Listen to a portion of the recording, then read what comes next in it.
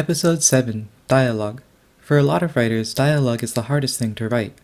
If you describe, for example, a chair, the words you use to describe it form a barrier between the reader and the object, meaning that you don't have to be too precise. But with dialogue, the words come directly out of the character's mouth, meaning that you have to choose them very carefully to sound realistic.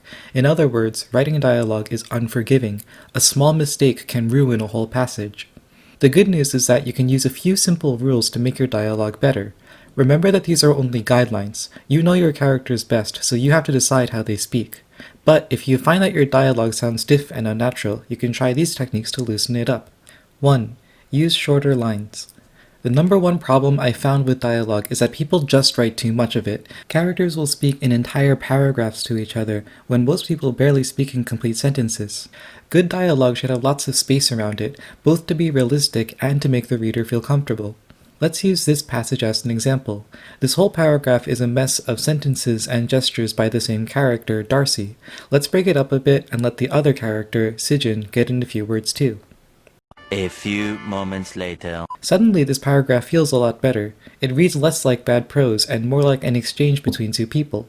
But there are still some changes I want to make, like 2. Minimize dialogue tags.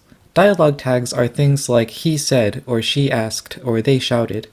In school, your teacher tells you to use creative ones like these, which is terrible advice. Most writers actually recommend using said 90% of the time, and I give you permission to use simple ones like whispered and asked if the situation requires. But it's even better if you can cheat and not use them at all. If two characters are alternating short lines, you can omit the tags entirely, and the reader will understand what you mean. Or you can use a gesture to indicate who's speaking, which this author actually likes to do. But if you do that, it's clearer to put the gesture before the dialogue.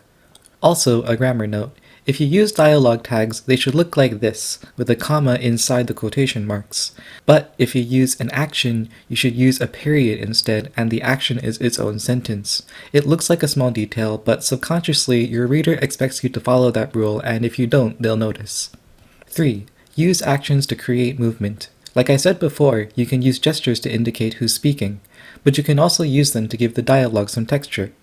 I like how this author uses the waving and rolling eyes to characterize Darcy, instead of doing something dumb like Darcy said sarcastically. It's not just gestures either. Maybe your character likes to get up and walk around the room. Maybe someone notices food on the other person's chin. There's all kinds of details you can use to bring your dialogue to life. You can also use gestures and observations to build up the scene. For example, I really hate this line, "You are wearing the hell out of that little black mini dress." Because no one talks like that. Try a simple, "That dress looks great." But instead, you can slip the information into a gesture, like this. This technique lets you use imagery without the reader even noticing. It's all part of the forward momentum of the scene. 4. Build tension. This advice applies to all writing, not just dialogue, but I think it's especially important for dialogue. There is nothing more boring than watching two people just shoot the breeze with each other. The dialogue should have a purpose of some kind. Maybe one character is asking the other for a favor, but being really slippery about it. Or maybe the school principal is disciplining a student, except the student doesn't know what he did wrong yet. This paragraph has some tension. The two characters have clashing personalities, and we don't yet know what sort of event they're at. But I would like to see that tension brought out a little bit more. I don't know where the author is going with this, but if the focus is on the event itself, maybe you could sprinkle in some questions about who else is there, when the main event is starting, etc. You should always have a sense of where your story is going. So if I were to give this whole paragraph a makeover, it would probably look like this. As you can see, there's a lot more empty space, which is great because readers love empty space. It gives their eyes a break. There's also a lot more back and forth. It's not just Darcy talking at Sijin, but both characters interacting with each other. And you should notice that it's always clear who's speaking, even though I use no dialogue tags at all. There's even some momentum to keep you reading. What event are these characters at? And why is Darcy drinking so much? Why is the St. Lawrence important? That's what I mean by tension. There's always some question that keeps the reader interested.